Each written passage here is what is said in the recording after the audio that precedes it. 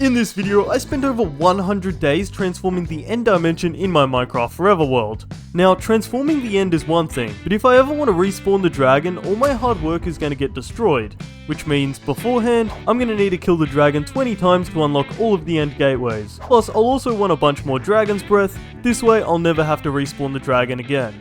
So, let's jump right in. Your mom!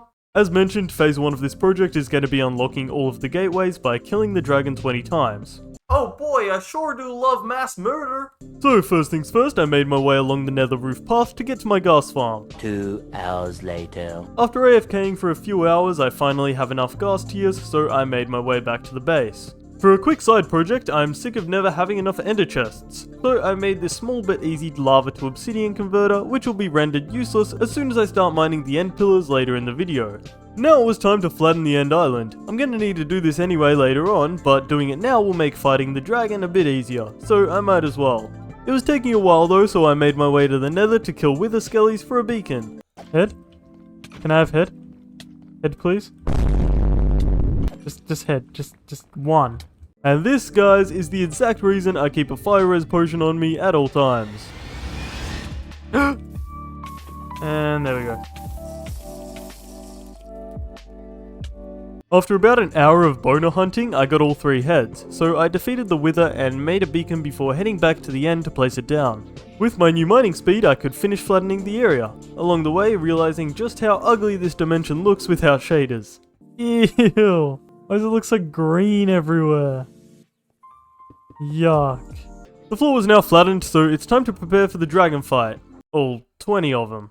I did a bunch of preparation like making loads of slow falling potions, getting loads of glass bottles for the dragon's breath, and equipping diamond gear because I don't want to lose my netherite in the void.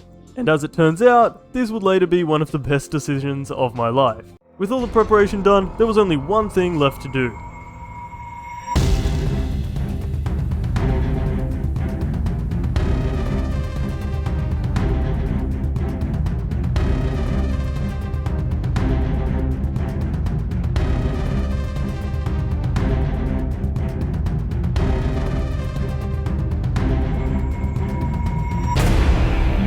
And so I got to work not only killing the dragons, but collecting as much dragon breath as I could in the process.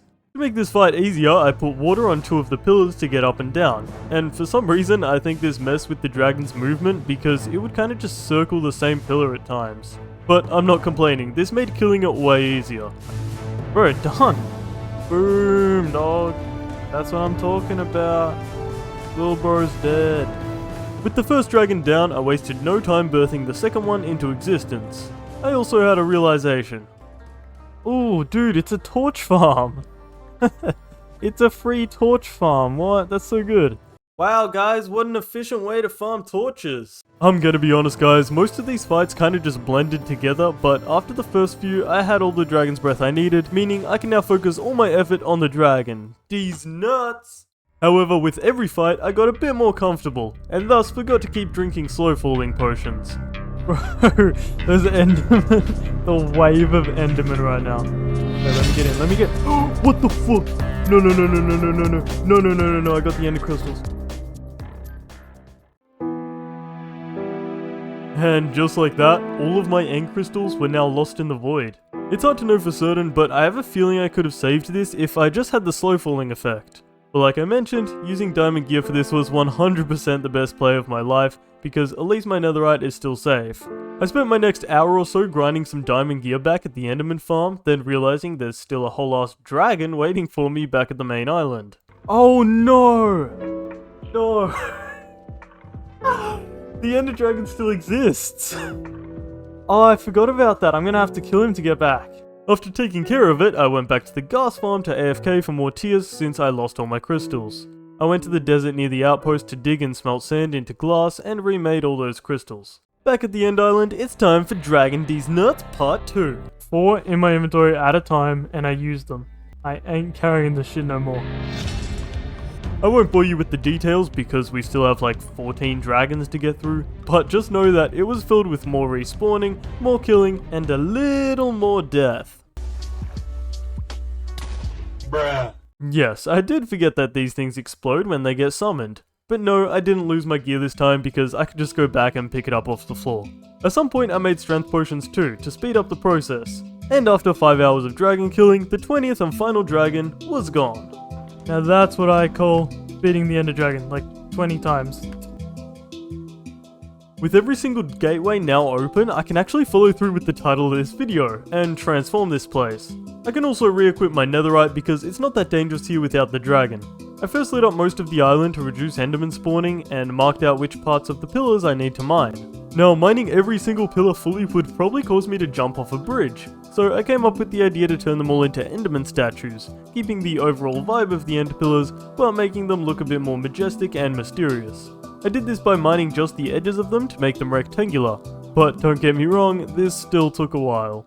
And that is a lot of obsidian, but now that we're finally done with the first pillar, we have to do all of the others. Dude, that actually took like almost an hour to do one singular pillar. This is gonna take forever. Wish me luck.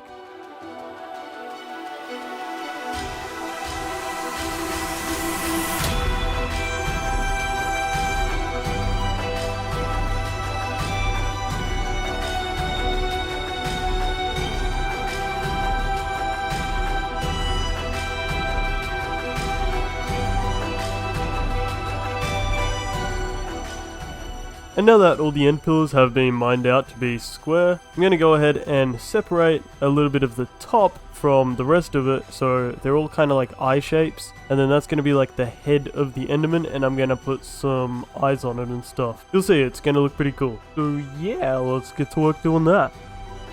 And so I got to work separating the head and the body of the pillars to look more like endermen.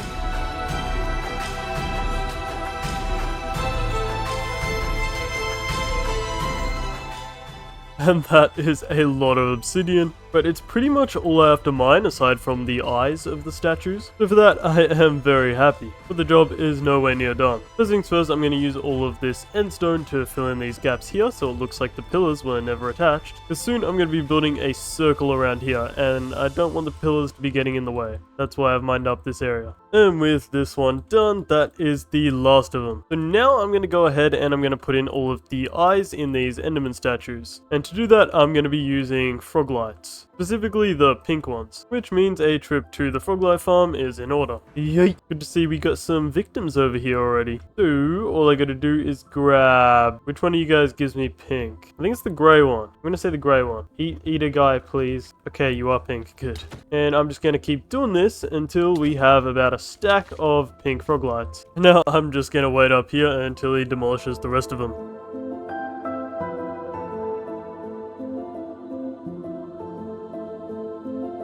I'm gonna call it there. I think those guys are a bit big for him, so we should have plenty of Froglights anyway. Alright, cool. Thank you very much for your service, little guy. We have probably about double of what we need, so that's really good. Now that I have these, I'm also gonna need a few crying obsidian. Literally only just 4, I think, and that'll be for the one big pillar. And I should also grab a little bit of scaffolding while I'm at it. So on these 3 here, I'm gonna do their eyes facing forward. Those 3 are gonna be facing also forward, like backwards, and then these 2 here and those 2 there are going to be sideways. So let's start by digging out a little section for these eyes, and then we can just place them in. And yeah, you can see that's pretty much the vibe I'm going for. Let's do the same thing with this one, and as for these smaller ones, we can just make one block wide eyes. If we place them vertically like that, gives them a bit of a purple ring around it, which actually looks better for the single ones, but it looks better to have them the other way for those ones. Same thing with this one. He's tiny, but you know, at least he's got a great personality. And as for this one here, we're actually going to be doing 3 block wide eyes because it's so big.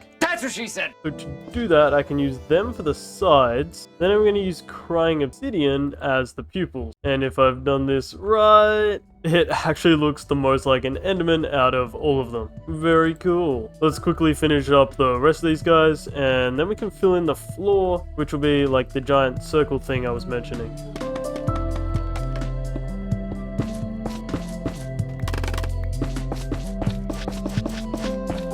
Five minutes later. And now that all the enderman eyes are done, I can start on the floor. With the pillars complete, creating a massive circle in the center of the island was the next step. I took to the mines to gather up a bunch of deep slate and then marked out the outline for the circle. After farming and smelting a load of chorus fruit, I filled the circle with purple and endstone slabs. I don't want this build to have too much going on since I want to keep the lonely barren feel of the end, but I just want something a bit nicer looking and to enhance its mystical vibe. With the circle finished, it was time for the pathway leading from the spawn platform. I took down the ugly netherrack staircase, replacing it with a nicer deep slate one, and then put some walls in to stop me from walking off into the void. This project is coming together, and I think the center looks pretty much perfect, but it does need a bit of work around the gateways. So my next task is going to be connecting them all with an even more giant circle. But with all these purple blocks being used, chorus fruit was in high demand, so I spent some time building up a simple chorus fruit farm to make gathering it way easier. If you want to see me do that, you can check out the last video where I built it. I got to work planning the circle, but as I was marking it out, I realized the end gateways aren't actually perfectly centered. I bet you this one's the issue. This might be throwing me off, bro. There's the middle, right along the chunk border. Yes, it's the issue. It's the issue. I knew it, because that one there is off center as well. Like, so this side, basically, I don't know if you guys know what's going on, but these two, this one, this path here, those two paths that I'm looking at right now are in line with this middle pillar, the bedrock one, and the portal. Like, the portals are in line with the center of those paths and the center of that block. But this one and the one back there at the very back, so basically these two paths here, are misaligned by one for some reason. But I did not let this stop me, I just had to make a few adjustments to the circle. This does now mean that the circle isn't really a circle, and it's definitely not symmetrical, but I did the best with what I had, and it shouldn't be too noticeable once everything's done. I made the circle a few blocks wider with more purple slabs, and I was actually hating life while doing this because the asymmetry of the circle mixed with the interceptions of the end gateways made it really confusing. But like every circle, I eventually got around to fixing it. That was the world's shittest pun. Why did I write that in the script? And then I started building up a staircase slash pathway to get up to it. Again, since the gateways are uneven in two directions, this pathway had to be offset by one. But there's not much I could do. Also, no, I'm not cheating, there's a copy of my world that I'm using to plan the build in creative, so I don't want to see no comments like, oh, he's in creative, ah!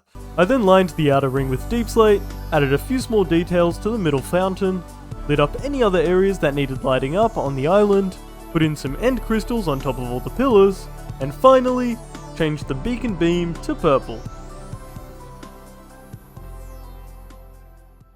And guys, with that is the whole project done. For reference for how long this took, we started this project at day 1264, and we're currently on day 1374, meaning it took 110 days to finish this project. It's not even like it's a really big project or anything. Like, all I did was make a circle on the floor, carve out some Enderman statues, make a big ring around there, but somehow it took 110 days. So guys, I am very proud to present the final end transformation.